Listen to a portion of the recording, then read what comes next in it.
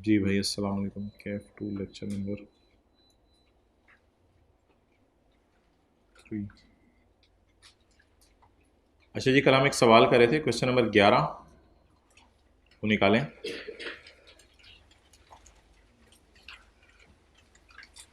Past paper का question number 11।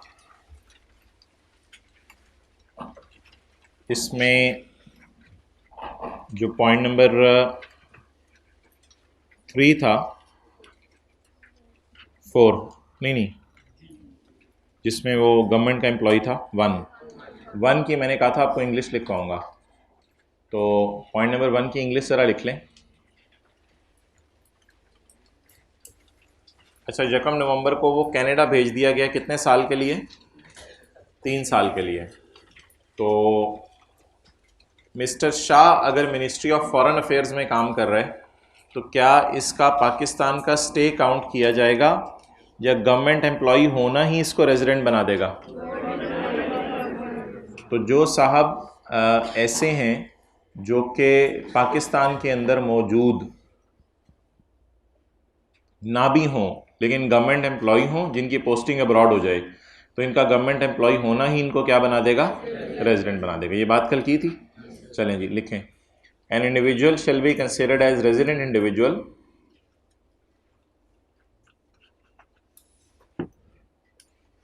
if he is an employee or official. An individual shall be considered as resident individual if he is an employee or official of federal or provincial government posted abroad. भाई वही जो कल English आप लोगों ने घर जाके याद किया है। An individual shall be considered as resident individual if he is an employee or official of federal or provincial government posted abroad during the tax year. Abdullah, कल बांट लेंगे, अभी रहने दो, ठीक है? हाँ, full stop. In this case, as he is, चलें कंक्लूजन लिखें, छोड़ें आप, कंक्लूजन लिखें जो मैं लिखवा रहा हूँ। In this case, as he is an employee of government,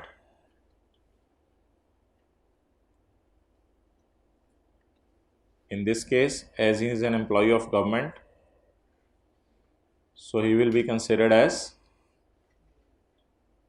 बोलें, रेजिडेंट इंडिविजुअल। तो इसको रेजिडेंट इंडिविजुअल समझा जाएगा।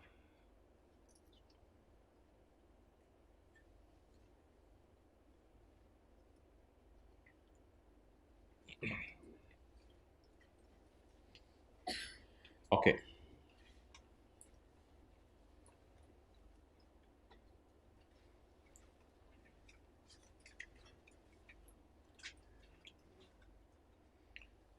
अच्छा जी, अब वापस आ जाएं जो हम कल पढ़े थे।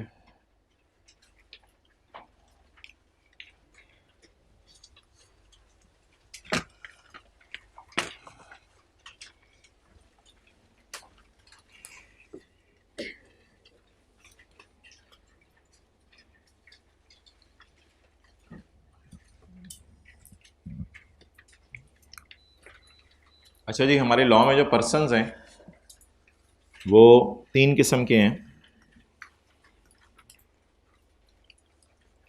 इसमें 2 और भी मैं बनाऊंगा, यानी टोटल 5 हैं। आपने डायग्राम में अभी सिर्फ 3 बनाने हैं। इंडिविजुअल, एओपी और कंपनी। 2 और हैं, वो मैं बाद में बनाता हूँ। एक डॉक्टर साहब अगर एक क्लिनिक चला रहे हैं तो इनको क्या कहा जाएगा? इंडिविजुअल। एक दुकानदार है, अकेला दुकान चला रहा है, इसे क्या कहा जाएगा? इंडिविजुअल।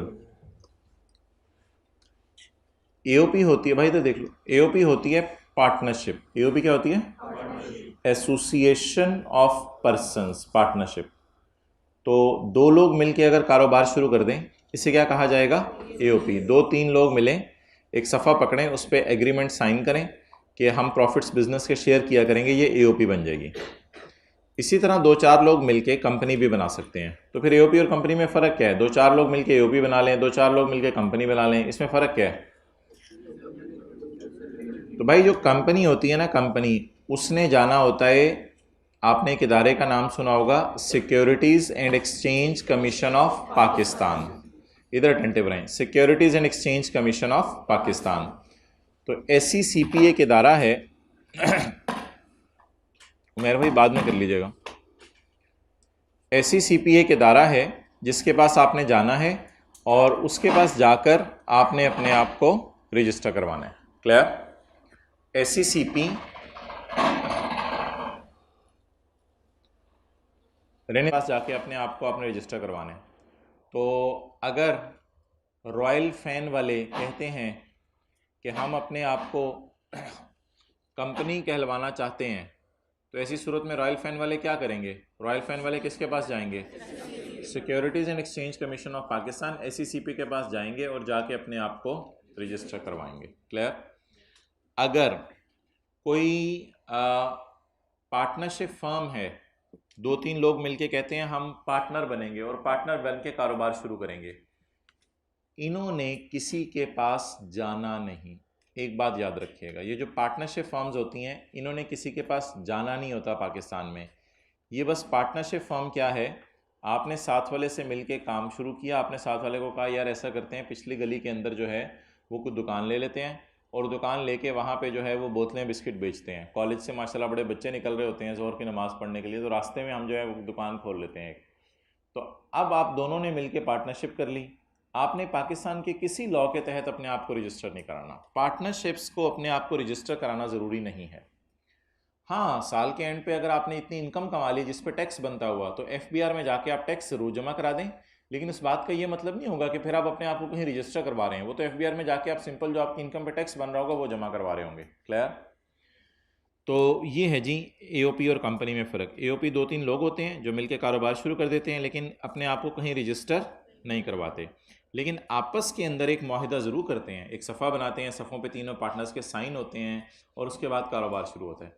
लेकिन कंपनी में फॉर्मेलिटीज़ ज़्यादा हैं, ना सिर्फ आपने एक सफ़े बनाने हैं बल्कि हुकूमत को जाके वो जमा भी करवाने हैं। SECP security exchange commission of Pakistan एक इदारा है, उसके पास आप जाएंगे। और आपको किस लॉ के तहत रजिस्टर किया जाएगा कंपनी को? किसी को पता है कंपनीज लॉ का नाम? कंपनीज एक्ट 2017 में आया था ये एक्ट। तो कंपनीज एक्ट के तहत आपको अपने आप को जाके क्या करवाना पड़ेगा? रजिस्टर करवाना पड़ेगा। और किस दफ्तर में जाना पड़ेगा? Securities and exchange commission of Pakistan में। अच्छा जी, तो इंडिविजुअल्स, पार्टनरशिप्स और कंपनीज, कल हमने पढ़ा था इंडिविजुअल कब रेजिडेंट बनता है। हमने ये नहीं पढ़ा था कि इंडिविजुअल कब नॉन रेजिडेंट बनता है, लेकिन ऑब्वियसली जो इंडिविजुअल रेजिडेंट नहीं है वो क्या है?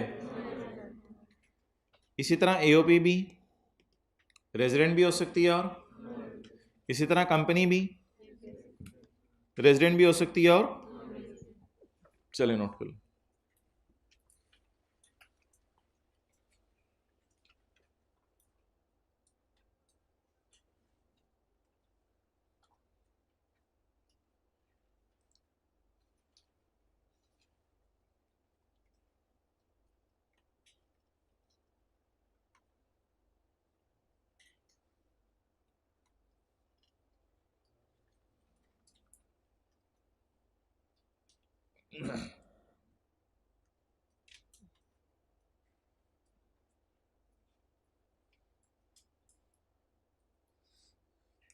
ओके,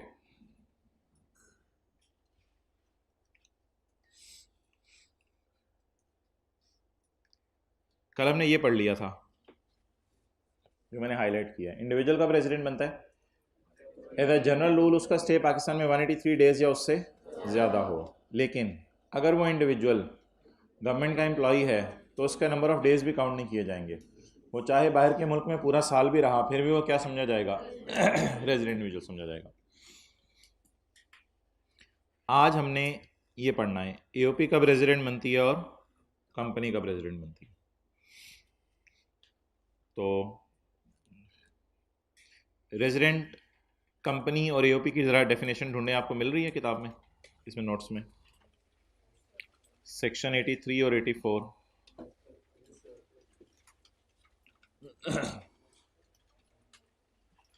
इसमें आप पहले देख लें जी रेजिडेंट कंपनी और नीचे है रेजिडेंट एओपी। रेजिडेंट एओपी देख लेते हैं पहले। मुझे पता है इंडिविजुअल में एक पॉइंट रहता है कल वाला, वो मैं आपको करवाऊंगा। रेजिडेंट एओपी, एओपी किस वक्त रेजिडेंट बनती है? मिल गया? अच्छा जी, एओपी किस वक्त रेजिडेंट बनती है? एओपी में होते हैं पार्टनर्स। एओपी का कंट्रोल एंड मैनेजमेंट किसके हाथों में होता है? पार्टनर्स। कंपनी का कंट्रोल एंड मैनेजमेंट किसके हाथों में होता है?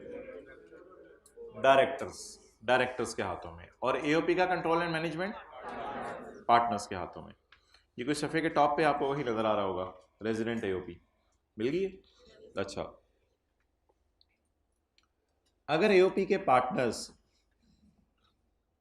पाकिस्तान में मौजूद हैं, सारे या सारों में से कुछ, तो एओपी क्या बन जाएगी? रेजिडेंट। कितने अरसे के लिए? चाहे एक दिन के लिए। मिसाल के तौर पे एक एओपी ऐसी है जो कि पाकिस्तान के अंदर इंजमामुल हक है, सकलैन मुश्ताक है, शाहिद अफरीदी है, इन तीनों ने मिलकर कोई पार्टनरशिप शुरू कर दी। चलो जी हम एसी बना के बेचते हैं। तो इन तीनों ने मिलकर जो पार्टनरशिप शुरू की, ये तीनों तो रहते ही पाकिस्तान में अक्सर, तो इनका कंट्रोल एंड मैनेजमेंट सारा का सारा किधर है? पाकिस्तान के अंदर है। तो फिर इसलिए ये एओपी तो क्या बन जाएगी? बाय डिफ़ॉल्ट ही रेजिडेंट बन जाएगी। ठीक है, सारे के सारे मौजूद हों या सारों में से थोड़े, ये तीनों जो मैंने आपको नाम लिए हैं ये तो शायद सारे के सारे ही पाकिस्तान में मौजूद हों जिस वक्त डिसीजन मेकिंग हो रही होती हो। ठीक है, मिसाल के तौर पर ऐसा भी हो सकता है कि डोनाल्ड ट्रंप और श्रीलंका में मुरलीधरन, ये दोनों मिलकर पार्टनरशिप कर लें और पाकिस्तान के अंदर जो है वो गंदम बेचने का काम शुरू कर दें। अब ये दोनों मिलकर जब कारोबार शुरू करें और पाकिस्तान में गंदम बेचने का काम शुरू कर दें, तो अब क्या ये एओपी रेजिडेंट बनेगी या नॉन रेजिडेंट? उसके लिए हम इस एओपी से एक सवाल पूछेंगे, तुम्हारे दोनों पार्टनर या दोनों में से कोई एक पार्टनर पाकिस्तान में अगर 1 घंटे के लिए भी आ गया और आके डिसीजन लेके चला गया, तो वो एओपी क्या बन जाएगी? Resident AOP. इसमें 183 डेज वाली बात नहीं है, 1 घंटा दूर की बात, 1 सेकंड के लिए भी आ जाए, 1 मिनट के लिए भी आ जाए। तो ऐसी पार्टनरशिप्स जो मिसाल के तौर पे बाहर के मुल्कों में बनी है, उनमें से अगर सारे के सारे या सारों में से कोई एक बंदा भी पाकिस्तान के अंदर आ जाए और डिसीजन लेके चला जाए, तो ऐसी सूरत में वो एओपी भी क्या बन जाएगी? दोनों पार्टनर्स का आना जरूरी है या दोनों में से कोई एक आधा भी आ सकता है? एक कर लें, आधे को तो कैसे बुलाएंगे? एक कर लें तो दोनों भी आ सकते हैं, एक भी आ सकता है, तीन है तीनों भी आ सकते हैं, तीन है एक भी आ सकता है। तो an AOP shall be considered as a resident AOP for a if control and management यानी पार्टनर्स जो इनके बिजनेस को देख रहे हैं, इफ द पार्टनर्स, आज जो बातें हो रही हैं उनका कल वाली बातों से ज्यादा लिंक नहीं है, इसलिए जिनका फर्स्ट डे है वो परेशान ना हो। If the partners of the AOP situated Holi, सारे आ जाएं या सारों में से थोड़े से आ जाएं, कहां आए? कितने अरसे के लिए? Eight any time in the year. Any time in the year का क्या मतलब है? 183 डेज के लिए आए, एक दिन के लिए, 1 मिनट के लिए, एक लम्हे के लिए भी आ सकते हैं। तो यह भी सारी सी डेफिनेशन है। An AOP shall be a resident AOP if control and management of the affair is situated, सारे के सारे और थोड़े से, in Pakistan at any time in the year. अच्छा, ये हो गया सेक्शन 84। अब हम देखते हैं किसकी डेफिनेशन? रेजिडेंट कंपनी की। रेजिडेंट कंपनी, कंपनी किस वक्त रेजिडेंट समझी जाएगी? अच्छा, पाकिस्तान के अंदर कौन सा लॉ है जो कंपनीज की इनकॉर्पोरेशन को देखता है? हाँ, पाकिस्तान में कंपनीज एक्ट 2017 है। अच्छा, ये जो रॉयल फैन वाले हैं, इन्होंने अपने आप को कंपनीज एक्ट 2017 जो पाकिस्तान का लॉ है इसमें इनकॉर्पोरेट या रजिस्टर करवाया होगा? यस। इसी तरह हायर कंपनी है, वो एसी बनाते हैं, उन्होंने पाकिस्तान में कंपनी लॉ में अपने आप को रजिस्टर करवाया होगा? यस, उन्होंने रजिस्टर कराया होगा। जीएफसी फैन वाले हैं, गुजरात फैन वाले हैं, उन्होंने अपने आप को पाकिस्तान के कंपनी लॉ में रजिस्टर करवाया होगा? बिल्कुल करवाया होगा। तो ये जितनी मैंने आपको कंपनीज की मिसालें दी, ये तो पाकिस्तान के लॉ में रजिस्टर्ड है। तो जो कंपनी अपने आप को पाकिस्तान के लॉ में रजिस्टर करवा ले, वो कंपनी तो बाय डिफॉल्ट ही क्या बन जाएगी, रेजिडेंट बन जाएगी। A company shall be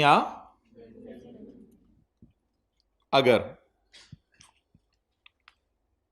it is incorporated और फाउंड बाय और under any law in force in found by law, कानून ने बनाई या खुद बनी थी, फिर कानून के तहत अपने आप को इसने रजिस्टर करवा लिया। वो कानून कौन सा है? Companies act 2017। तो जो कंपनी पाकिस्तान में अपने आप को कंपनीज एक्ट 2017 के तहत रजिस्टर करवा ले, वो कंपनी बोलें क्या बन जाएगी, रेजिडेंट कंपनी बन जाएगी। अब जी कोका कोला है, वो कहे जी मैंने पाकिस्तान के अंदर अपनी ब्रांच खोलनी है। अगर तो वो कोका कोला पाकिस्तान में अपनी ब्रांच खोले और वो पाकिस्तान के लॉ में अपने आप को रजिस्टर भी करवाना पसंद करें, फिर तो वेलकम, पॉइंट ए के तहत आप रेजिडेंट बन जाएंगे। लेकिन अगर कोका कोला वाले कहें कि जी पाकिस्तान के लॉ में हम अपने आप को रजिस्टर नहीं करवाना चाहते, बस हम वैसे ही ब्रांच चलाएंगे, हमारा हेड ऑफिस बाहर है, बाहर हमने अपने आप को रजिस्टर करवाया हुआ है, हर मुल्क में जाके क्या अपने आप को रजिस्टर करवाते हैं फिर कंपनी लॉ के तहत, तो इसलिए हम पाकिस्तान के कंपनी लॉ में अपने आप देख लिया मोबाइल हम, अच्छा हो गया, हम पाकिस्तान के कंपनी लॉ में अपने आप को रजिस्टर करवाना नहीं चाहते। ऐसी कंपनी के लिए बढ़ेगा पॉइंट बी आगे। पॉइंट बी कहेगा कि अच्छा भाई ठीक है कोक वालों, आप अगर अपने आप को पाकिस्तान के लॉ में रजिस्टर नहीं करवाना चाहते, ना करवाओ, कोई मसला नहीं। आप ये बताओ कि आपका मैनेजमेंट एंड कंट्रोल कहाँ है, आपका मैनेजमेंट एंड कंट्रोल कहाँ है, यानी कोका कोला का मैनेजमेंट एंड कंट्रोल कहाँ है? वो होंगे इनके डायरेक्टर्स। इस केस में आपको पता है पार्टनरशिप के फर्म्स में जो मैनेजमेंट एंड कंट्रोल संभालते हैं वो पार्टनर्स होते हैं, और कंपनी के केस में जो मैनेजमेंट एंड कंट्रोल संभालते हैं वो डायरेक्टर्स होते हैं। तो पूछा ये जाएगा कि भाईजान डायरेक्टर्स कहाँ पर हैं? अगर डायरेक्टर्स सारे के सारे, बोले साथ वाले के कान में, सारे के सारे डायरेक्टर्स एक मिनट के लिए भी पाकिस्तान इकट्ठे आ जाएं कंट्रोल चलाने के लिए, तो वो कंपनी रेजिडेंट बनेगी, वरना वो कंपनी रेजिडेंट। यहां होली और पाटली का लफ्ज ने लिखा हुआ, यहां अंग्रेजी वही है जो एओपी के अंदर है, लेकिन एक लफ्ज बस डिफरेंट है, कंट्रोल एंड मैनेजमेंट, यानी directors. Control and management of the affairs of company is situated, सारा का सारा कंट्रोल एंड मैनेजमेंट कहां हो? इन पाकिस्तान। कितने अरसे के लिए? एक लम्हे के लिए भी हो सकता है। तो इस कंपनी को क्या कह दिया जाएगा? Resident company. अब अगर इसको बात को मैं डायग्राम के जरिए बनाऊं तो ये इस तरह बनेगी। कंपनीज के लिए ये रूल है कि अगर तो उन्होंने अपने आप को इनकॉर्पोरेट करा लिया पाकिस्तान में कंपनी लॉ के तहत, तो वो क्या है? अगर not incorporated in Pakistan under company law, लेकिन अगर अपने आप को कंपनी लॉ में रजिस्टर ना करवाएं, तो फिर क्या देखा जाएगा? If control and management is situated, तब जाके क्या बनेगी? ये रूल है, नोट करो।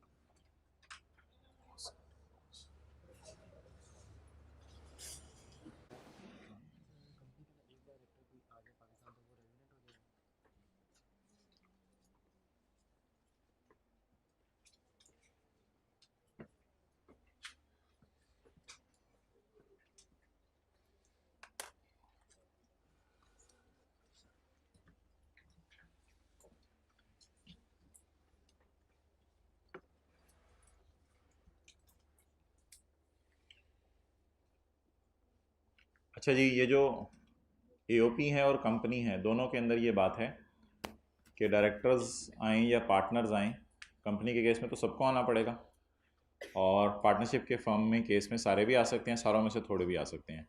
ये किसी पर्सनल काम से नहीं आएंगे, ऑब्वियसली बिजनेस डिसीजन के लिए आएंगे। हाँ, ऐसा हो सकता है पर्सनल काम से आए बिजनेस डिसीजन लेके चले जाएं, तो बिजनेस डिसीजन अगर लेके गए हैं तो इस बात को मुकद्दम रखा जाएगा, लेकिन इस बारीकी में कोई कब जाता नहीं, इसलिए इसको मैंने भी कुछ ज़्यादा डिस्कस नहीं किया। फिर एक और भाई ने सवाल पूछा कि अगर कोई डायरेक्टर अकेला आ जाए कंपनी के केस में, तो कंपनी ऑब्वियसली रेजिडेंट नहीं बनेगी, क्योंकि सारे डायरेक्टर का आना ज़रूरी है। हाँ, वो डायरेक्टर अपनी ज़ात के अतबार से रेजिडेंट बन जाएगा शायद अगर 183 दिन से ज़्यादा रुका, लेकिन वो बात अभी हमारे लिए रेलिवेंट नहीं है। हमने कंपनी को रेजिडेंट बनाने की भी डिस्कशन हो रही है, उसकी अकेले को अगर रेजिडेंट बनाना है या नहीं बनाना, उसके रेजिडेंट इंडिविजुअल वाला रूल लगेगा। तो हम इस वक्त ये बात करें कि कंपनी कब रेजिडेंट बनेगी। तो कंपनी के रेजिडेंट बनने के लिए शर्त है कि कंपनी के सारे डायरेक्टर्स पाकिस्तान में बिजनेस डिसीजन लेने के लिए आए, ये बात है। और अगर इधर मैं लिख दूं if the control and management is not wholly in Pakistan, तो क्या बन जाएगा? Non resident. और अगर इधर मैं लिख दूं if it is wholly in Pakistan, तो रेजिडेंट। अच्छा, आप एक चीज ऑब्जर्व करें कि ईओपी में एक ही पॉइंट था, लेकिन कंपनी में 2-3 पॉइंट है। द रीजन इज के ईओपी किसी लॉ में अपने आप को रजिस्टर नहीं कराती ना, तो ईओपी के लिए बस सिंपल सा रूल है, सारे पार्टनर या थोड़े से पार्टनर पाकिस्तान में है, ये रेजिडेंट बन गई। कंपनी के लिए पहला रूल कुछ और है, या तो अपने आप को कंपनी लॉ में रजिस्टर करवाओ, फिर डायरेक्टर देखे ही नहीं जाएंगे। जब आपने अपने आप को कंपनी लॉ में रजिस्टर करवा लिया ना, तो फिर आपके डायरेक्टर देखे नहीं जाएंगे, जहां मर्जी सैरें करते रहे, फिर डायरेक्टर वाली बात आपने देखनी नहीं। तो अगर तो कंपनी ने अपने आप को कंपनी लॉ में रजिस्टर करवा लिया, फिर तो बाय डिफॉल्ट ही कंपनी क्या बन गई? रेजिडेंट। लेकिन अगर कंपनी ने अपने आप को पाकिस्तान के लॉ में रजिस्टर नहीं करवाया, फिर डायरेक्टर वाला सवाल पूछना है, फिर सारे डायरेक्टर अगर आएंगे तो कंपनी क्या बनेगी? और ये फिर बड़ा रेयर सर्कमस्टांस में सारे डायरेक्टर आते हैं। सारे डायरेक्टर कहाँ आते होंगे? डायरेक्टर ही अगर एक हो तो फिर उसी को बुला लो, बबलू को, फिर वो रेजिडेंट बन जाएगी। अच्छा जी, पॉइंट सी,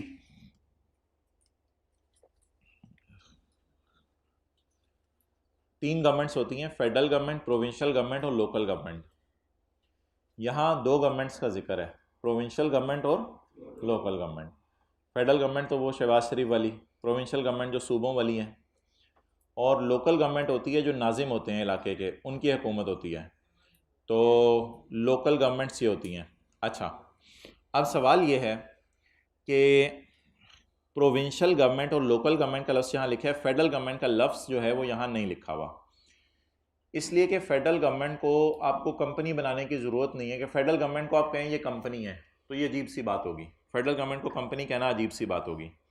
इसलिए थोड़ी देर में मैं आपको फेडरल गवर्नमेंट को बताऊंगा, ना ये इंडिविजुअल है, ना एओपी है, ना कंपनी है, बल्कि फेडरल गवर्नमेंट अपने अंदर ही अलग से एक पर्सन है। उसकी बात मैं बाद में करूंगा।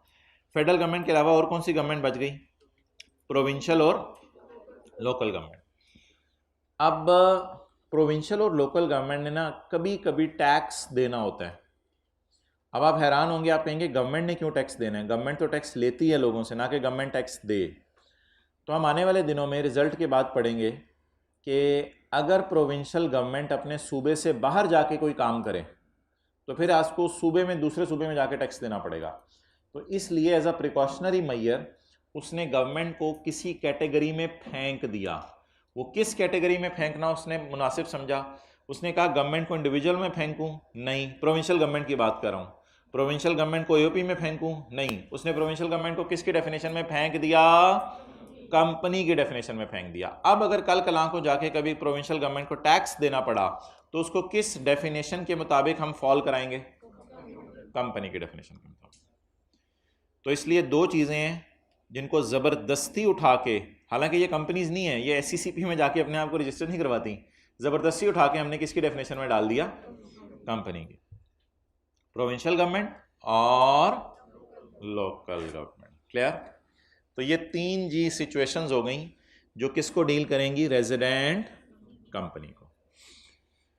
अब जी, अब आप मुझे बता दें कि हमारी सारी बात की समरी क्या बनी।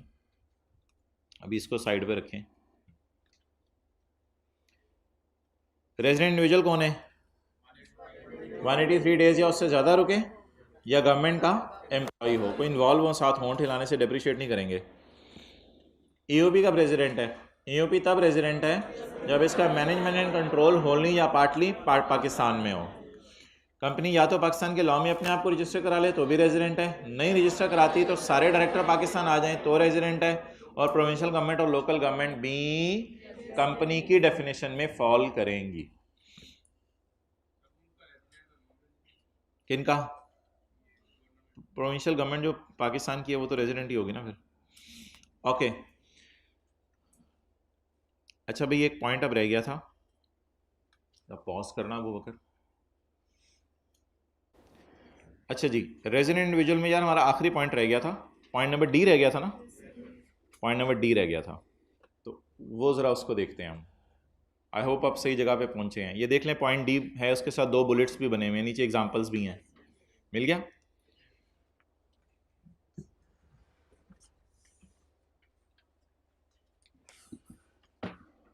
किसी ज़माने में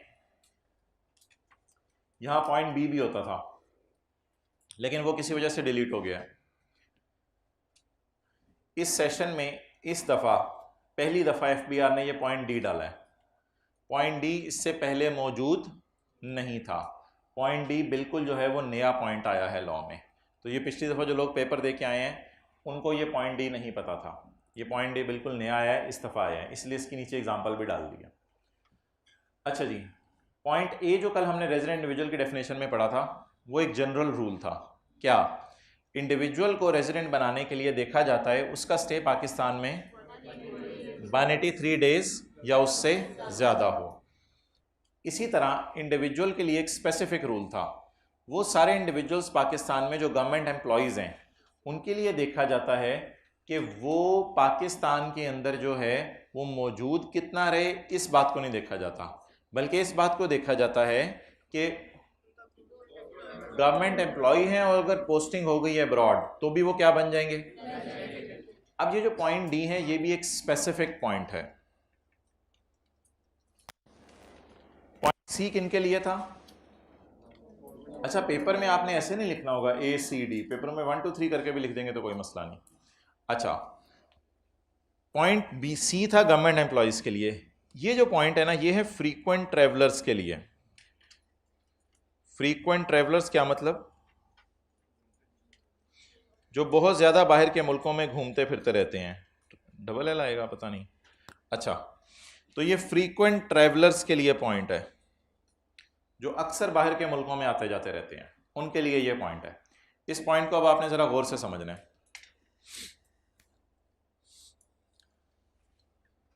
फिलहाल आप एग्जाम्पल पढ़ के पहले वाली अपना कल वाला नॉलेज अप्लाई करें जो पॉइंट ए में हमने पढ़ा था।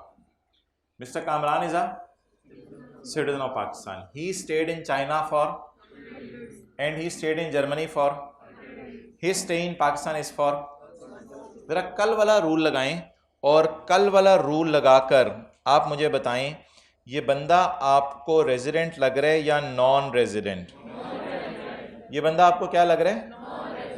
हमने क्या कहा था, कहां पर स्टे काउंट करना है? पाकिस्तान का स्टे काउंट करना है। हमने क्या कहा था, कहां का स्टे काउंट करना है? क्या ये 165 is less than 183 days?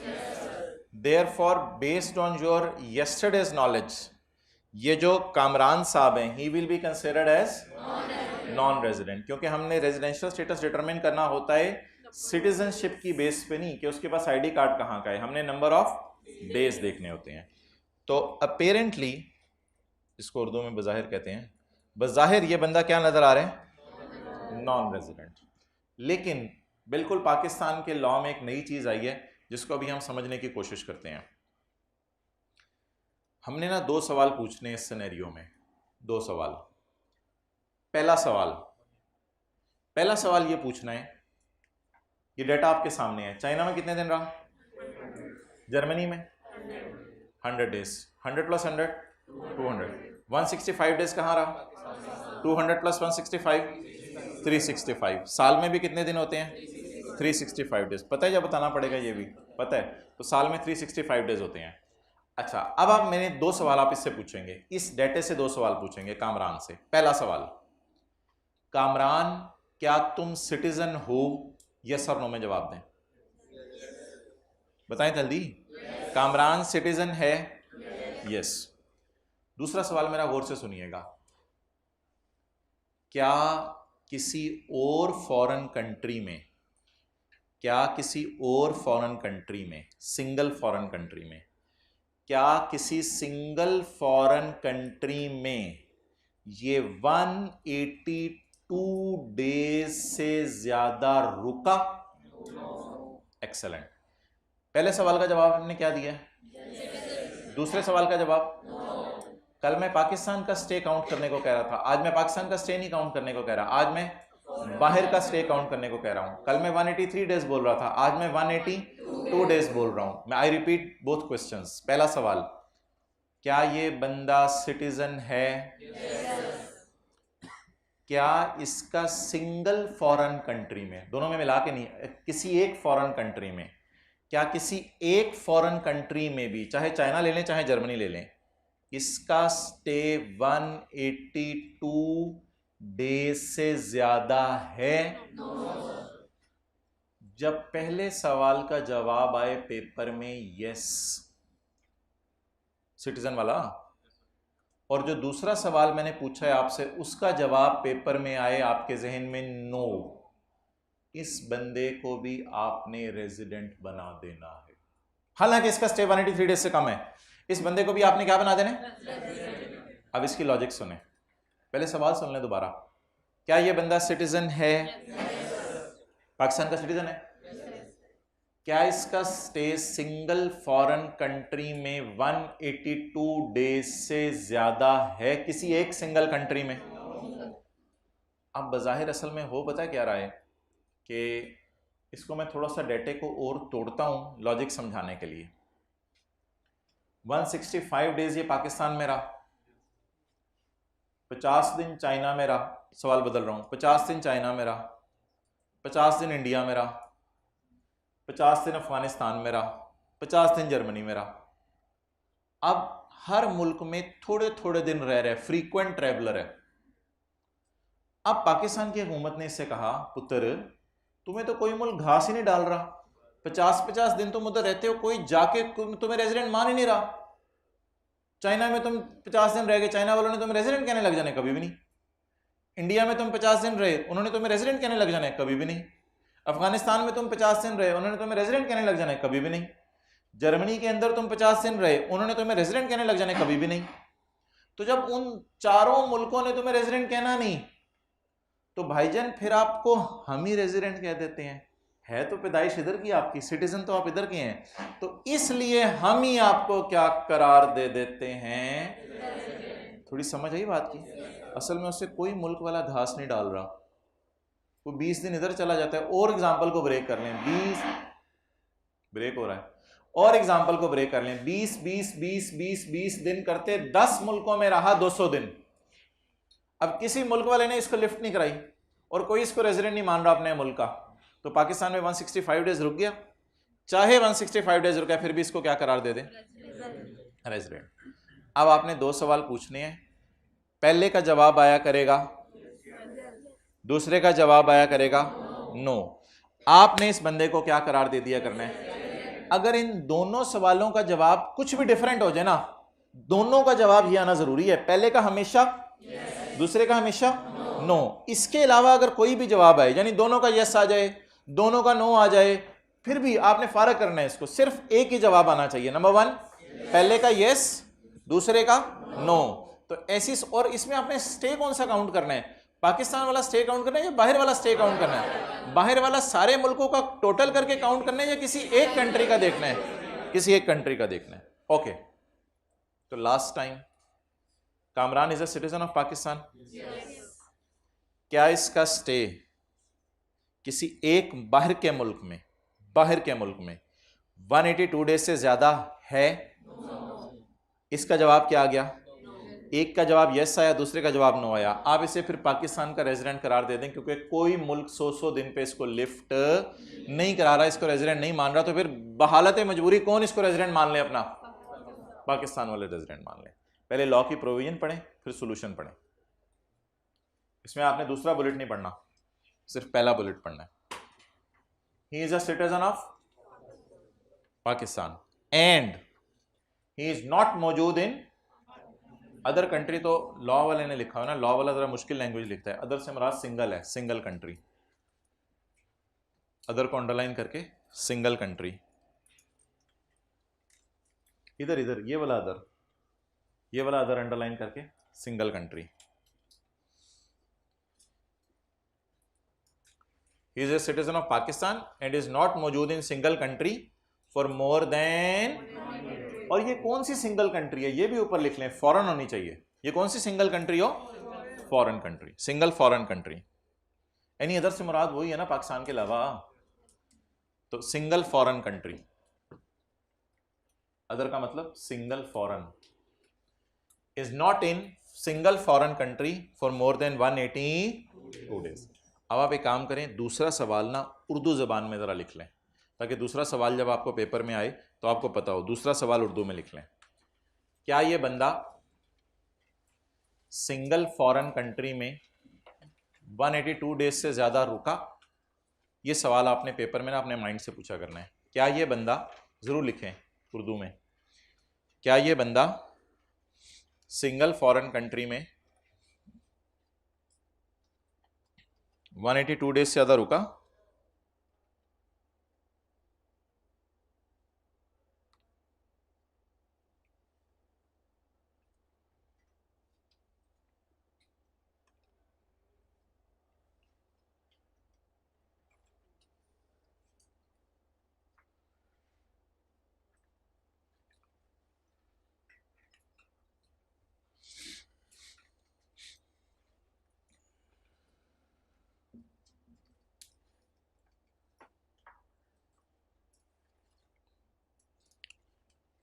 Logic कितने लोगों को समझ आ गई है? 40-40, 50-50 दिन बाहर के मुल्कों में घूम रहा है ना, तो अब कोई इसको रेजिडेंट मान ही नहीं रहा, तो फिर कौन गले लगा ले? पाकिस्तान कहे हमारी आगोश में आ जाओ बेटा, इधर बैठ जाओ, फिर तुम क्या हो हमारी नज़र में? तुम ही क्या हो? रेजिडेंट हो। अजी 1 मिनट सवाल पूछ लेने पहले। 182 से ज़्यादा, मोर देन 182, मैंने सवाल क्या लिखवाया उर्दू में? एग्जैक्ट 182 पे नहीं, 182 डेज से ज़्यादा। हाँ, बस हमने ये सवाल उससे पूछ लिया करना है। चाइना के रूल्स हमें नहीं पता, वो हमें देखने भी नहीं हमने, वो फिर और बात है, दोनों मुल्क कहते रहे वो मर्जी है। हमने बस पाकिस्तान के रूल लगाने हैं, हमने सिर्फ ये सवाल पूछ के रूल लगा दिया करना है पाकिस्तान का रेजिडेंट है या नहीं। हमने ये नहीं डिसाइड करना कि चाइना का रेजिडेंट है या नहीं, हमने सिर्फ जो ये रूल्स लगाए हैं, हमसे पेपर में यही सवाल आएगा, in the light of Pakistan का रूल वो रेजिडेंट है या नहीं, in the light of China का रूल वो जो मर्जी है, हमें उससे कंसर्न नहीं। हो सकता है चाइना वालों के जो मर्जी रूल हों और चाइना वालों के 183 डेज रूल नहीं होंगे, हमें क्या पता उनके क्या रूल हैं। ये बात थोड़ी सी मैं टच करूंगा दूसरे पॉइंट में, फिलहाल बात को सिंपल रखें ज़रा। ओके, अब ये पढ़ें इसको, सोल्यूशन इसका, ही इज रेजिडेंट इंडिविजुअल, ये तो कंक्लूजन हो गया। कंक्लूजन की बेसिस क्या है? एक सवाल का जवाब यस और दूसरे का नो, होंठ हिलाएं। एक सवाल का जवाब यस, दूसरे का no. He is resident individual because he is and is not present in one foreign country for more than 182 days. Clear? अच्छा, अब जरा अगला सवाल आप ट्राई करें।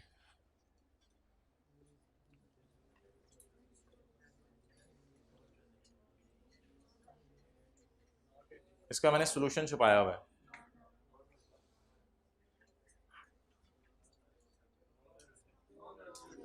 दो सवाल पूछे मिस्टर तैमूर इज़ा, इससे पहला सवाल पूछें क्या तुम सिटीजन हो?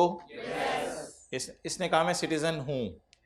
अगला सवाल, he stayed in China for 180 and he stayed in Pakistan for 180। अच्छा, वैसे एक बात याद रखिएगा, आप पेपर में पहले ना पॉइंट ए लगाया करेंगे, जनरल रूल। पहले क्या लगाया करेंगे? Point A. अभी मैं आपको बताऊंगा पेपर में आपको कैसे इल्हाम होगा पॉइंट ए कैसे लगाना है और पॉइंट डी कैसे लगाना है। ठीक है, जैसे ही पेपर आएगा सबसे पहले आपने पॉइंट ए लगाना है। जैसे मैं कामरान वाले सवाल में वापस आ जाता हूं, इसमें ज़रा पॉइंट ए लगा के बताएं आपको दिखने में ये बंदा क्या लग रहा है। लेकिन अगर पेपर में सिटीजन का लफ्ज़ आ जाए तो आपके कान खड़े हो जाने चाहिए कि यार सिटीजन का लफ्ज़ अगर उसने डाल दिया ना सवाल में, तो पॉइंट ए तो मैं लगा के ज़रा नज़र मार लूं, लेकिन वो मेरे से पॉइंट डी का कॉन्सेप्ट भी चेक करना चाह रहा है। तो ये सिटीजन का लफ्ज़ आपने दीवानावार ढूंढा करना है। पास्ट पेपर का आपको इसका कोई सवाल नहीं मिलेगा, क्योंकि पास्ट पेपर में तो ये कभी टेस्ट हुआ ही नहीं। ये 6-7 महीने पहले ये पाकिस्तान में रूल आया नया, तो पास्ट पेपर का आपको कोई सवाल नहीं मिलेगा। लेकिन अब अगर आपके पास्ट पेपर में जब सवाल आएगा तो सवाल के अंदर क्या लिखा हुआ करेगा, ये बंदा क्या है, सिटीजन है, और उसकी बेस के ऊपर जो है वो उसका डिसीजन हुआ करेगा। अच्छा जी, तो अब दिखने में कामरान वाले सवाल पे मैं पॉइंट ए लगाऊं तो ये नॉन रेजिडेंट लग रहा है, लेकिन एक नया पॉइंट भी आया लॉ में डी। अब मैं डी लगा के देखता हूं, क्या ये सिटीजन है? क्या कि किसी सिंगल कंट्री में 182 डेज से ज्यादा रुका? तो अब ए के बुनियाद पे तो कुछ और जवाब आ रहा था, लेकिन डी प्रिवेल कर जाएगा क्योंकि सिटीजन का लफ्ज यहां लिखा हुआ है, तो डी की रोशनी में ये क्या बन जाएगा? अब आपने कहना है कंक्लूजन के ये बंदा क्या है, रेजिडेंट। अच्छा, ये एग्जांपल आई, अब आपको इल्हाम नहीं था पेपर में कि ए लगाने या डी लगाने, तो पहले आप जनरल रूल लगा लें, कोई मसला नहीं, ए लगाएं। ए लगा के बताएं पाकिस्तान का स्टे काउंट करते हैं ना, हमने तो ये सीखा था कल, पाकिस्तान का स्टे काउंट करते हैं। पाकिस्तान का स्टे काउंट करें 180, ए की रोशनी में क्या है, नॉन रेजिडेंट। अब जरा डी भी लगा लें क्योंकि सिटीजन का लफ्ज लिखा हुआ है, अगर सिटीजन का लफ्ज ना लिखा होता तो मैं डी ना लगाता, क्योंकि सिटीजन का लफ्ज लिखा हुआ है। अब डी भी लगा के चेक कर लें, डी लगा के चेक करें क्या ये सिटीजन है। दूसरा सवाल उर्दू में जरा पढ़ें, क्या ये सिंगल फॉरेन कंट्री में 182 डेज से ज्यादा रुका? यस यस, ये तो गड़बड़ हो गई। अब दोनों का जवाब क्या आ गया? रेजिडेंट बनाने के लिए मैंने कहा था पहले का जवाब क्या आना चाहिए और दूसरे का जवाब नो, लेकिन इधर दोनों का जवाब अगर दोनों का जवाब आ गया यस, तो फिर ये रेजिडेंट नहीं है। ये क्या है हमारी नजर में?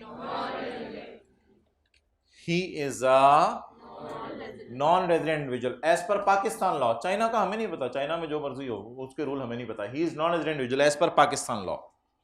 पाकिस्तान के लॉ के मुताबिक जी ये बंदा क्या बन गया, और हमसे पेपर में भी पाकिस्तान के लॉ का ही सवाल आने। ही इज नॉन रेजिडेंट इंडिविजुअल,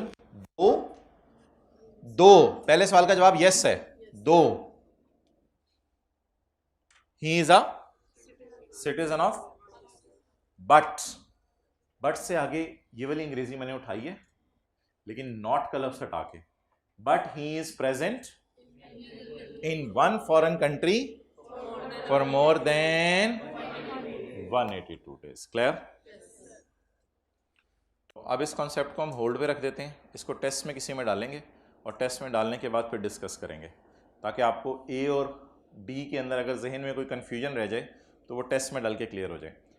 हमेशा ए लगाने, लेकिन अगर सिटीजन का लफ्ज आ जाए तो एक और पॉइंट भी लगा के चेक कर लेना है, वो कौन सा? डी। ये बात भी अगर आप उर्दू में लिखना चाहते हैं लिख सकते हैं, हमेशा ए लगाने, लेकिन अगर सिटीजन का लफ्ज आ जाए तो डी लगा के चेक भी करना है।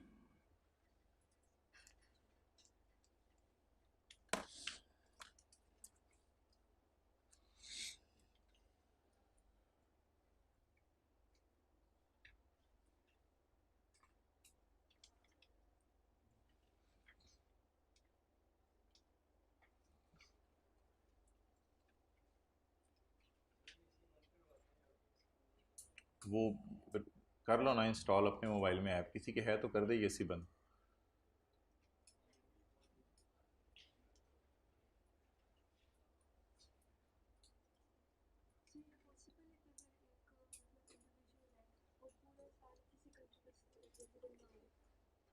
हाँ पॉसिबल है, कोई मसला नहीं। पॉइंट डी,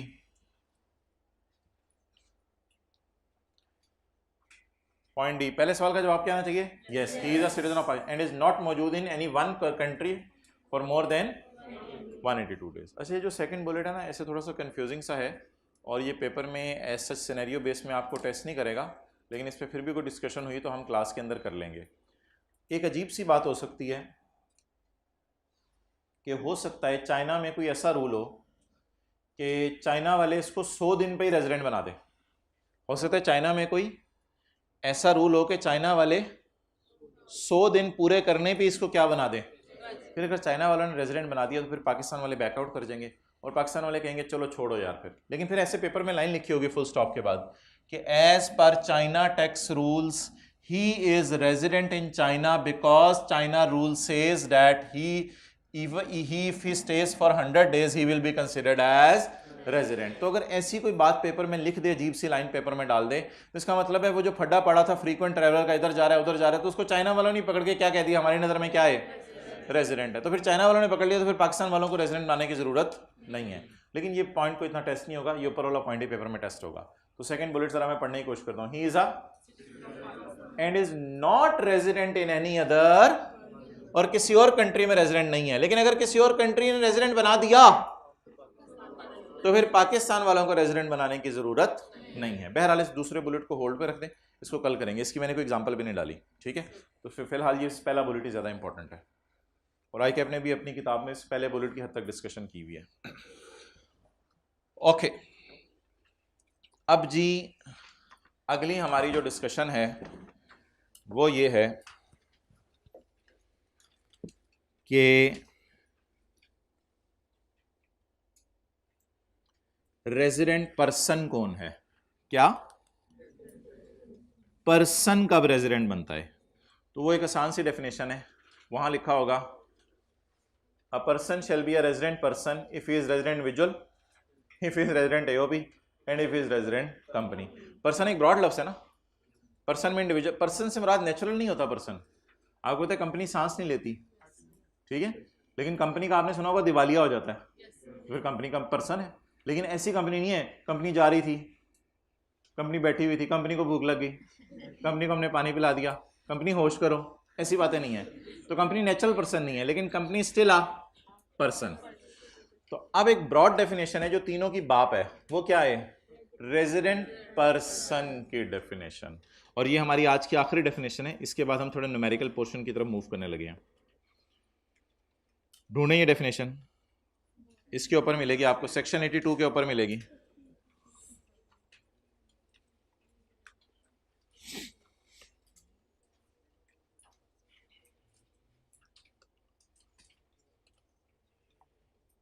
पढ़ लें पॉइंट 1।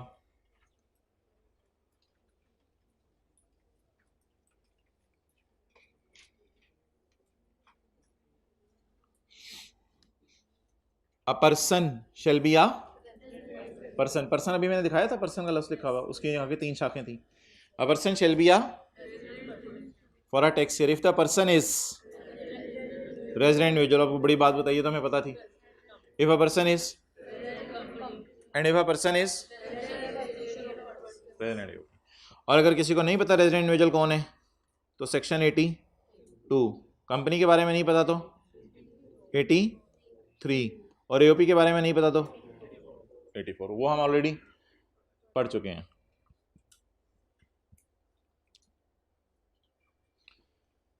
अच्छा, आप अगर इधर फील करें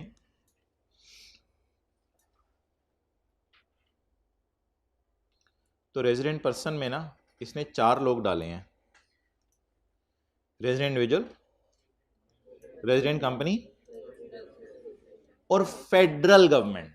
फेडरल गवर्नमेंट असल में जरा फील कीजिएगा, प्रोविंशियल गवर्नमेंट और लोकल गवर्नमेंट यहां आ गए हैं, फील करें, प्रोविंशियल गवर्नमेंट और लोकल गवर्नमेंट कंपनी के अंदर डाल दिए हैं। लेकिन फेडरल गवर्नमेंट एक इतनी बड़ी गवर्नमेंट थी कि गवर्नमेंट को किसी और के अंदर डालते तो गवर्नमेंट ने बाहर निकल आना था, तो इसको रखा ही बाहर हमने। तो इसलिए फेडरल गवर्नमेंट ना इंडिविजुअल है, फेडरल गवर्नमेंट ना एओपी है, फेडरल गवर्नमेंट ना, क्योंकि आपको पता है शहबाज शरीफ तो अपने अंदर एक शहबाज शरीफ है पूरा, तो इसको ना इंडिविजुअल में डाला जाए। भाई भाई कह रहे हैं मैं पीएमएलएन का हूं, वो तो एक ब्रांड है पूरा कह रहे हैं, तो ना वो इंडिविजुअल है, ना वो एओपी है, ना वो कंपनी है। प्रोविंशियल गवर्नमेंट और लोकल गवर्नमेंट को जबरदस्ती हमने डाला उठा के रेजिडेंट कंपनी की बस में। लेकिन फेडरल गवर्नमेंट को हमने अलग से प्रोटोकॉल दिया, फेडरल गवर्नमेंट को कहा आप ना इंडिविजुअल हैं, आप ना कंपनी है, आप ना एओपी हैं, आप जरा ना नीचे तशरीफ ले आए, आपके लिए अलग से प्रोटोकॉल है, बेसमेंट में बस चलाई जाएगी आपके लिए। तो ये क्या है जी, this is called as federal government. तो लेकिन फेडरल गवर्नमेंट याद रखिएगा कि पर्सन जरूर है, और कौन सा पर्सन है, लेकिन फेडरल गवर्नमेंट टैक्स जमा नहीं करवाती, फेडरल गवर्नमेंट टैक्स जमा नहीं करवाती। कभी आपने सुना गवर्नमेंट ने केस कर दिया, पाकिस्तान में रहते हैं तुर्कमानिस्तान में, तो कभी सुने गवर्नमेंट ने केस कर दिया, कभी सुने हमने गवर्नमेंट के खिलाफ केस कर दिया। आप तो काम भी करते होंगे, सोचते तो है ना। तो हमने केस कर दिया गवर्नमेंट, तो वो गवर्नमेंट पर्सन है ना फिर। हाँ, सांस नहीं लेती गवर्नमेंट, लेकिन गवर्नमेंट एक आर्टिफिशियल पर्सन तो है। इसलिए फेडरल गवर्नमेंट को भी हमने कहां डाला, कंपनी के अंदर डाला या अलग से पॉइंट बनाया इसके लिए। और फेडरल गवर्नमेंट क्या है बोलें, रेजिडेंट है नॉन रेजिडेंट? पाकिस्तान की हुकूमत कहां है आजकल? पाकिस्तान में है। तो फेडरल गवर्नमेंट तो रेजिडेंट ही होनी है ना, फेडरल गवर्नमेंट तो नॉन रेजिडेंट नहीं हो सकती। अगर आपने पाकिस्तान की गवर्नमेंट को भी नॉन रेजिडेंट कह दिया तो पीछे रह क्या गया? पीछे आप रह गए।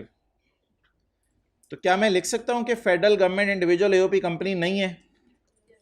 लिख दूं साइड पे, और लिख दूं साइड पे कि ये ना इंडिविजुअल है ना एओपी है ना कंपनी है, तो ये एक अलग चीज है। और फॉरेन गवर्नमेंट भी तो हो सकती है। फॉरेन गवर्नमेंट क्या होगी? चाइना, ठीक है, चाइना गवर्नमेंट, जर्मनी की गवर्नमेंट, इंडिया की गवर्नमेंट। फेडरल गवर्नमेंट को क्या करार दे दें? Non resident. फेडरल गवर्नमेंट को नॉन रेजिडेंट और फॉरेन गवर्नमेंट को नॉन रेजिडेंट। और ये कोई बताने वाली बात नहीं है कि पाकिस्तान की हुकूमत रेजिडेंट है और चाइना की हुकूमत आजकल पाकिस्तान में नहीं है, तो वो नॉन रेजिडेंट है। फिर भी कोई मसला है तो क्लास के बाद साथ वाले से पूछ लें।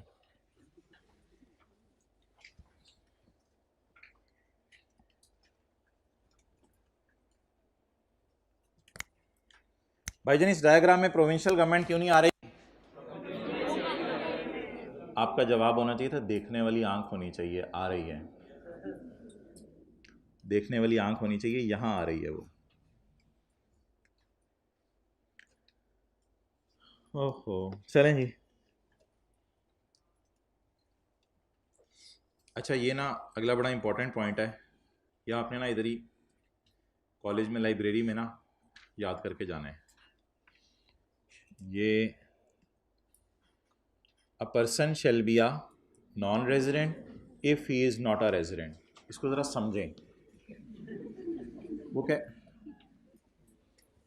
चले मैं पहले इंपॉर्टेंट लिख दूं इसके साथ। इंपॉर्टेंट ये ज़रा आपने ना यकसुई से याद करना है। कहते हैं इधर आओ, मैं आज आपको बताता हूँ नॉन रेजिडेंट कौन है। हम बड़े तैयार होके ना पहुंचे, नॉन रेजिडेंट कौन है? अ person shall be a non resident if he is not a resident. तो जब हमने रेजिडेंट की डेफिनेशन देखी तो वहां लिखा हुआ था person is a resident who is a resident. नहीं, रेजिडेंट तो उसने तफसील से बता दिया ना। तो जो रेजिडेंट नहीं है वो क्या है? अच्छा, आप ज़रा बताना शुरू करें। जो 183 डेज रुके, या जो गवर्नमेंट का एम्प्लॉय हो, या वो जो तीसरी नई वाली बात पड़ी, वो रेजिडेंट है। इसके अलावा बाकी सारे नॉन रेजिडेंट। जो कंपनी लॉ में रजिस्टर कराए अपने आप को, या सारे डायरेक्टर पाकिस्तान में आ जाएं, या प्रोविंशियल या लोकल गवर्नमेंट हो, वो। बाकी सारी कंपनीज जो एओपी पार्टली या होलली पाकिस्तान में मौजूद हो, वो रेजिडेंट। और बाकी सारी एओपीज, अगर पाकिस्तान की हुकूमत रेजिडेंट है तो फॉरेन गवर्नमेंट्स फिर नॉन रेजिडेंट बन जाएंगे। ये एक्सप्लेनेशन नहीं पढ़नी आपने, ये इंशाल्लाह हम आगे देखेंगे।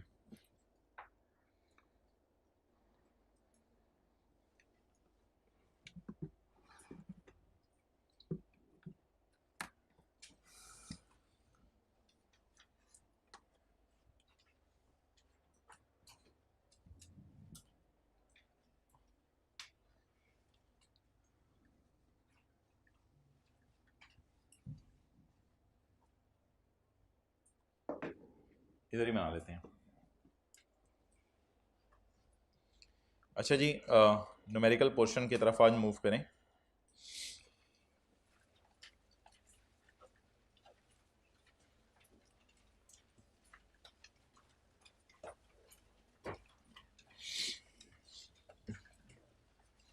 एक साहब हैं जी, मिस्टर उमर।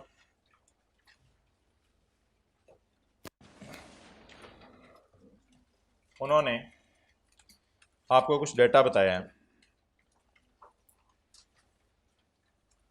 कोई नोट्स में ढूंढने की ज़रूरत नहीं है, ढूंढना होता मैं बता देता। अब बंद करने में भी उतना ही टाइम लगेगा जितना खोलने में लगे। जल्दी से अटेंटिव हो जाएं।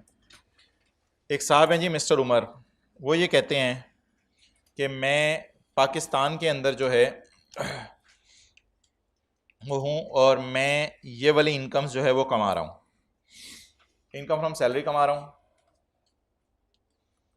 इनकम फ्रॉम बिजनेस कमा रहा हूँ, इसके अलावा सैलरी इनकम क्या है। मिसाल के तौर पे कॉलेज में कोई ये नोट करने का आपको उतना टाइम दिया जाएगा, अभी इधर ने बाद देखें तो इनकम फ्रॉम सैलरी कमा रहा हूँ। कोई कॉलेज के अंदर कैशियर है, वो कहता है कि मैं कॉलेज के अंदर जो है वो बैठता हूँ सुबह 8 बजे से लेके दोपहर 2 बजे तक, तो 6 घंटे के अंदर मैं कॉलेज में काम करता हूँ, कॉलेज वाले मुझे इसकी तनख्वाह देते हैं। तो ये कौन सी इनकम कमा रहा है? Income from salary. अच्छा, यही बंदा घर चला गया और रेस्ट करके शाम 4 बजे इसने अपने ड्राइंग रूम के अंदर एक खिड़की खोली हुई है और वहाँ पे बिस्किट और बोतलें बेचता है। थोड़ी थोड़ी देर बाद आवाज़ होता है टक टक टक टक टक टक टक, ले लो सुपर, ले लो सुपर, ले लो। तो ये आवाज़ें लगा रहा होता है। तो ये इसका जनरल स्टोर है, करियाना स्टोर है, बोनजोर शॉप है। तो ये कौन सी इनकम कमा रहा है? इनकम फ्रॉम बिजनेस कमा रहा है। इसके अलावा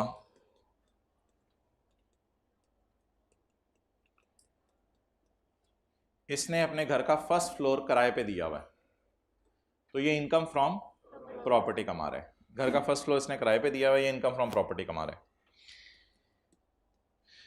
इसके अलावा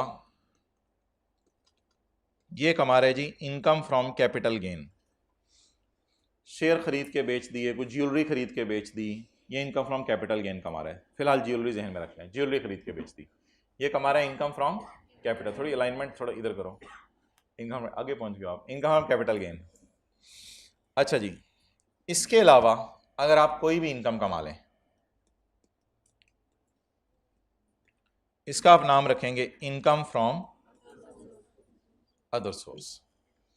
आप नौकरी करके जो पैसे कमा रहे हैं वो इनकम फ्रॉम, आप बिजनेस करके जो पैसे कमा रहे हैं कारोबार करके वो इनकम फ्रॉम बिजनेस, आपने घर किराए पे दिया हुआ है इनकम फ्रॉम प्रॉपर्टी, आपने कोई ज्वेलरी खरीद के बेची है वो इनकम फ्रॉम कैपिटल गेन, और इसके अलावा अगर आप कोई इनकम कमा रहे हैं वो income from other source.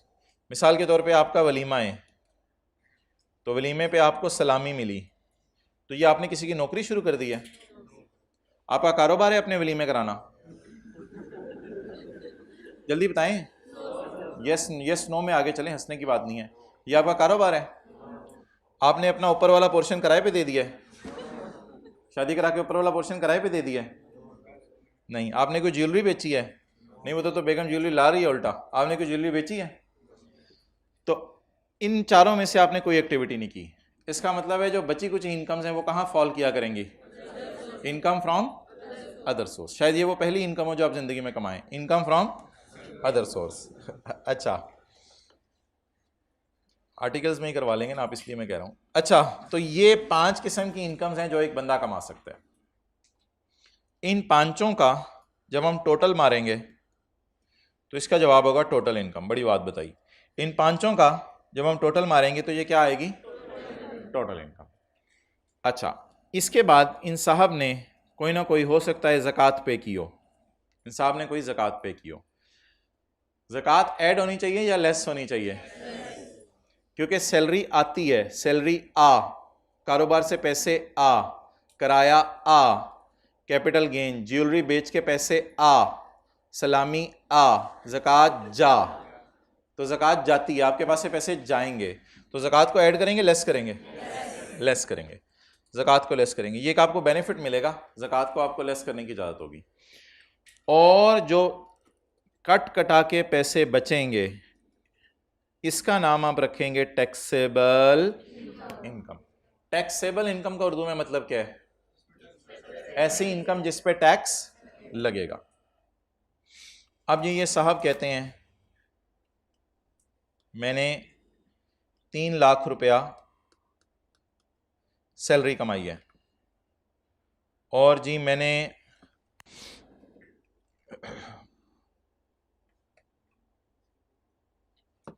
5 million income from business कमाई है। इनकम फ्रॉम प्रॉपर्टी मैंने कमाई नहीं। कैपिटल गेन इनकम मैंने 50,000 रुपया कमाई है। सलामी मुझे किसी ने दी नहीं, दूर से देख के शाबाश दे के चले गए सारे, अल्लाह आपका निगहबान हो कह के। टोटल कितना बन गया? निकाल लें जो बैगों में पड़े हुए हैं। 5350,000। इसमें से माइनस करेंगे जी आप ज़कात। ज़कात फ़र्ज़ करें, नहीं 2.5% आपको रेट याद होगा, वो हमारे सिलेबस में नहीं है। वो इस्लाम की नज़र में आपको याद है 2.5% बड़ी अच्छी बात है, लेकिन वो हमारे सिलेबस में नहीं है रेट याद करना। और ज़कात की अमाउंट पेपर में हमें गिवन करेगा, ज़कात हमें निकालनी नहीं पड़ेगी, क्योंकि ज़कात इनकम्स पे नहीं होती, ज़कात एसेट्स के ऊपर होती है, तो इसलिए ज़कात हमें निकालनी नहीं पड़ेगी। ज़कात की अमाउंट हमें गिवन किया करेगा। तो किसी ने ओवर एफिशिएंट नहीं बनना कि ज़कात में डेटे से खुद निकाल लेता हूँ। ज़कात वो आपको गिवन किया करेगा। ज़कात भी सवाल में गिवन है, ये सारा डाटा सवाल का है। आप बता दें इसकी टैक्सेबल इनकम कितनी है। चलें जी नोट कर लें। तो एक बंदा पाकिस्तान में कितने किस्म की इनकम्स कमा सकता है? 5 किस्म की इनकम्स कमा सकता है। आज याद करने वाला वैसे बड़ा थोड़ा सा है। रेजिडेंट कंपनी के 3 पॉइंट्स हैं और रेजिडेंट एओपी का 1 पॉइंट है और रेजिडेंट इंडिविजुअल का आखिरी पॉइंट है।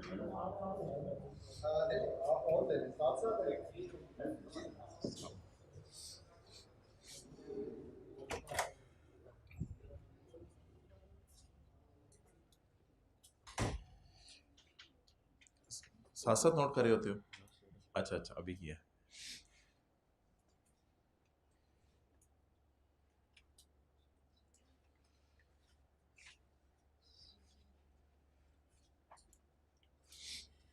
कैलकुलेटर पे चेक भी किया या बच्चों पे रिलाई कर रहे हो? हाँ जी कैपिटल की कोई भी चीज़ लीव कीजिए या जी, चलो मैं इस पर बात करता हूँ।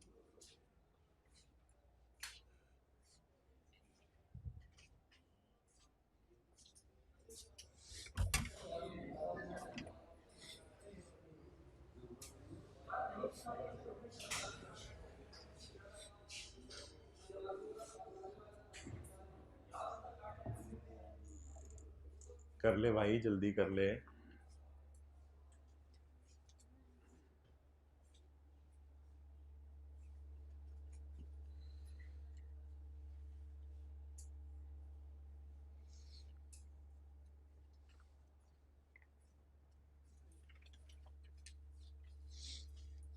अगर पाकिस्तान में 183 डेज एक बंदा रह रहा है और जितना बाकी जो दिन है वो चाइना में रह रहा है, और चाइना की जो उसके रेजिडेंट मिल रही है वो बाकी दिनों पे मिल रही है 100 से प्लस पे, और दोनों की ये फुलफिल हो रही है कि दोनों में बन जाएगा।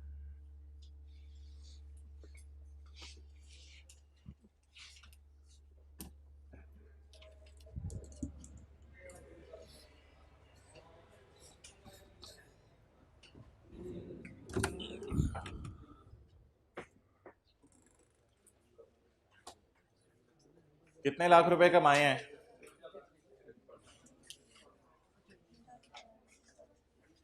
53 लाख रुपीस कमाए हैं। ऐसा ही है, 53 लाख रुपीस कमाए हैं। लेकिन हम इस तरह नहीं देखा करेंगे, हम तो मिलियंस में बातें करेंगे। बचपन में हम रुपीज़ में बातें करते थे, फिर बड़े हो गए हमने थाउजेंड्स में बातें करना शुरू कर दी, फिर लैक्स में, अब हम मिलियंस में बातें किया करेंगे, ज़्यादा बड़े हो गए हैं। ओके, इसने कितना कमाया जी? 5.3 मिलियन। अब आप अपने नोट्स में आए तरतीब से। कोई ये तीसरा चौथा सफ़ा बनेगा, कौन सा पांचवा सफ़ा बनेगा?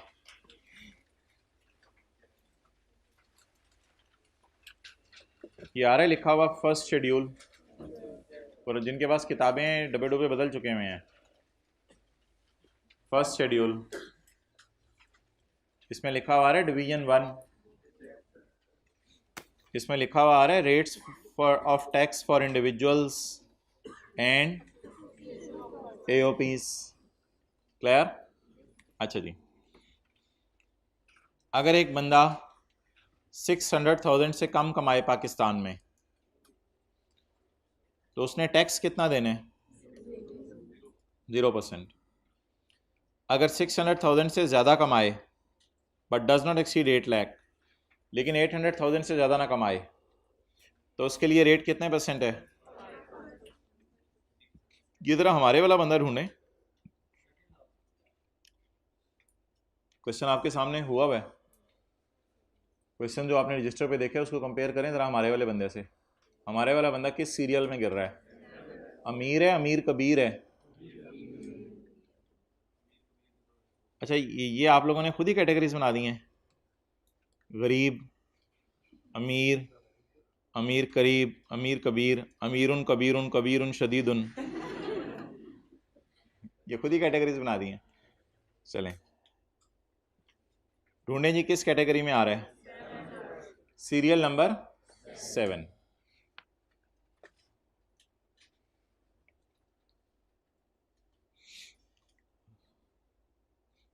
अब जो लोग परेशान होके देख रहे हैं उनके लिए इसको कहते हैं 5.3 मिलियन। बोले क्या कहते हैं? 1 2 3 4 5 6 डिजिट के से पहले अगर कोई लफ्ज़ आ रहा है, साल के तौर पे ये मैं लिखता हूँ 1 2 3 4 5 6, गरम अंडे हो गए कितने? 6। इससे पहले अगर मैं 2 लगा दूं तो ये क्या है? 2 मिलियन। ये क्या है? 2000। बड़ी बात है यार, चाहे हम। ये क्या है? 2 मिलियन। ये क्या है? 4 मिलियन। ये क्या है? ये क्या है?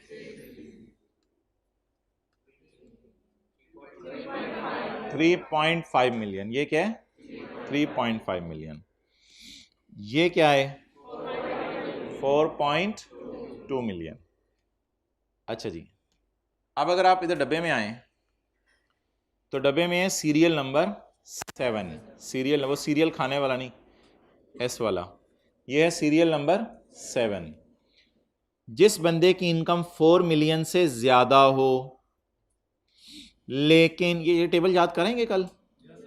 हो जाएगा? कितने लोग याद करेंगे? कोशिश करें, याद करेंगे। वैसे पेपर में ये दिया होता है, पेपर में दिया होता है। अब ये टेबल कौन याद करे बैठ के? तो पेपर में इंशाल्लाह दिया होगा, फिर भी याद करेंगे। दीवाने हैं, दीवाने हैं, दीवाने हैं। पेपर में दिया होगा। नहीं दिया होगा क्या मतलब? मैं कह रहा हूँ दिया होगा तो दिया होगा।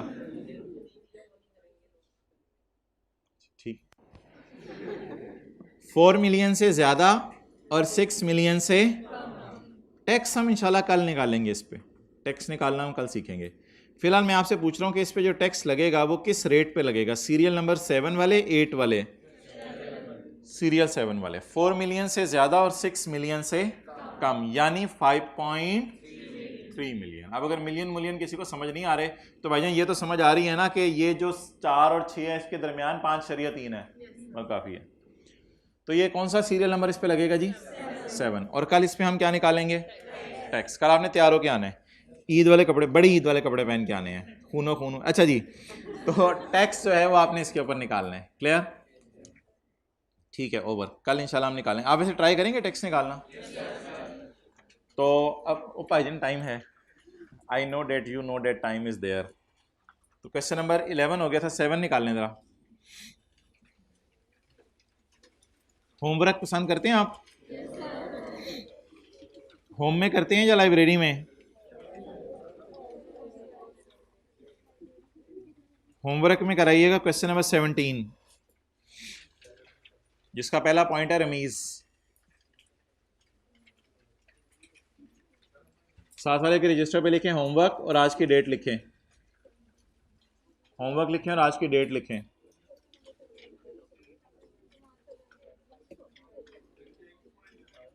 इसके चारों पॉइंट करेंगे बबलू, रमीज वाला, खलील वाला, अली वाला, स्मिथ वाला।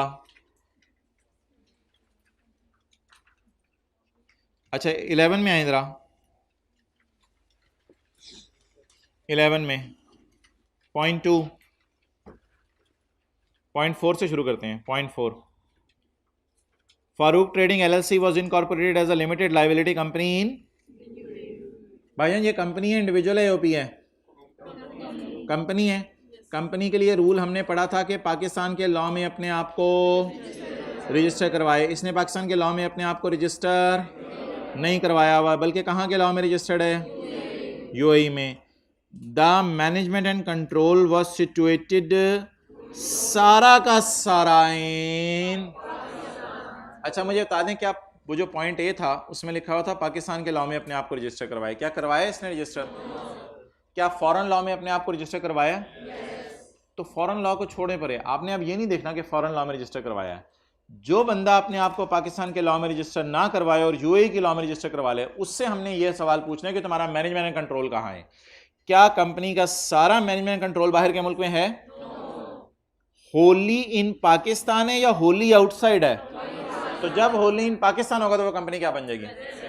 लिखें जी, a company will be considered as a resident company, जिन्होंने बंद कर लिया हुआ था सब कुछ। A company will be considered as resident company. भाई शुरुली किसी स्पीड से नोट किया करें। A company will be considered as resident company if management and control is situated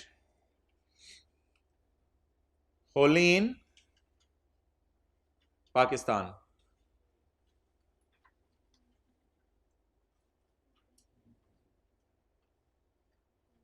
Therefore, Farouk Trading LLC company, therefore Farouk Trading LLC company will be considered as, वो बोल रहे हैं, रेजिडेंट कंपनी।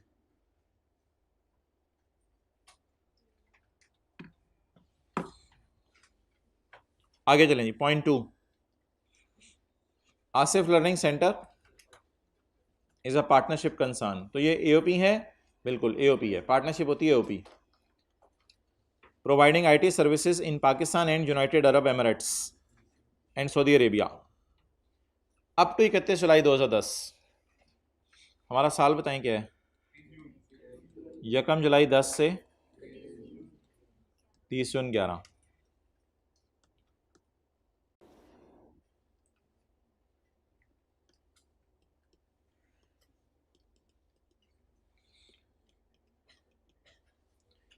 अप टू 31 जुलाई 10, यहाँ तक the management and control was situated partly in, और 1 अगस्त से सारा management and control shift कहाँ हो गया है? ले जी, तो दुबई चले गए। अब हम क्या करें?